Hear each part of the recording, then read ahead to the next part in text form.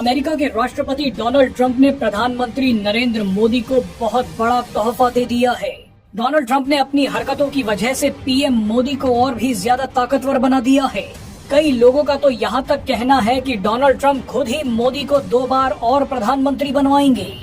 दरअसल पीएम मोदी के खिलाफ सालों से जो षड्यंत्र चल रहा था, उसे डोनाल्ड ट्रंप की अकड़ और पीएम मोदी की ताकत ने कुछ ही दिनों में चकनाचूर कर दिया है।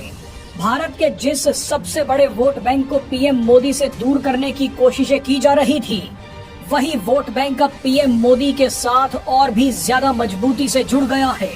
आपको याद होगा कि एक खतरनाक षड्यंत्र के तहत भारत के करोड़ों किसानों को पीएम मोदी का दुश्मन बनाने की कोशिशें की जा रही थी।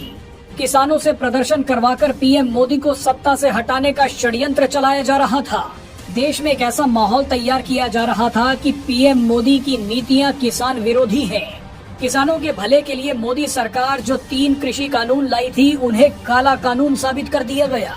पीएम मोदी की छवि खराब करने के लिए कई फर्जी बुद्धिजीवियों, एनजीओज, अमेरिका, कनाडा, पाकिस्तान और सोरोस गैंग जैसे लोगों ने पूरी ताकत लगा दी थी। नतीजा ये हुआ कि मोदी सरकार को तीनों बिल वापस लेने पड़ गए। इससे साबित होता है कि भारत में किसानों की क्या ताकत है। लेकिन पीएम मोदी के एक फैसले ने पूरा खेल पलट दिया है। पीएम मोदी किसानों की रक्षा के लिए जिस तरह से डोनाल्ड ट्रंप और अमेरिका से भिड़ गए हैं, उसने भारत के कई किसान संगठनों को हैरान कर दिया है। भारत के कई किसान संगठनों ने अमेरिका पर पीएम मोदी के फैसले का स्वागत किया है और कहा है कि हम मोदी सरकार के साथ खड़े हैं। किसानों ने पीएम मोदी को दूरदर्शी तक बोल दिया है। किसान संगठन बोल रहे हैं कि पीएम मोदी किसानों के हित में फैसले ले रहे हैं। अब इससे बड़ा झटका विपक्षी पार्टियों और भारत के खिलाफ एजेंडा चलाने वाले इकोसिस्टम को और क्या लगेगा। आप जानते हैं कि डोनाल्ड ट्रंप भारतीय बाजारों में अमेरिकी दूध और डेयरी प्रोडक्ट्स बेचना चाहते हैं। डोनाल्ड ट्रंप पूरी कोशिश में लगे हुए थे कि वो भारतीय किसानों का हक खा जाए और अमेरिकी किसानों को फायदा पहुंचाएं। लेकिन पीएम मोदी अकेले ही ट्रंप से भिड़ गए।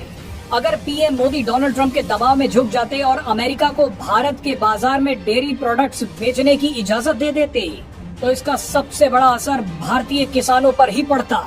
लेकिन पीएम मोदी ने साफ कर दिया कि हमारे लिए किसानों का हित सर्वोच्च प्राथमिकता रखता है। डेयरी प्रोडक्ट्स हो या फिर कृषि प्रोडक्ट्स, भारतीय किसानों के हितों के साथ कोई समझौता नहीं किया जाएगा।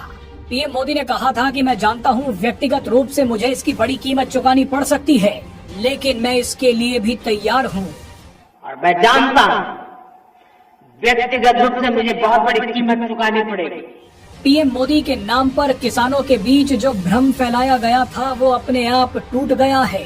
पीएम मोदी ने साबित कर दिया है कि वो देश के हितों और किसानों के हितों से समझौता नहीं होने देंगे। पीएम मोदी जिस तरह से अमेरिका के अहंकार से लड़ रहे हैं, उसने किसानों के साथ साथ भारत के सभी वर्गों को उनके करीब ला दिया है।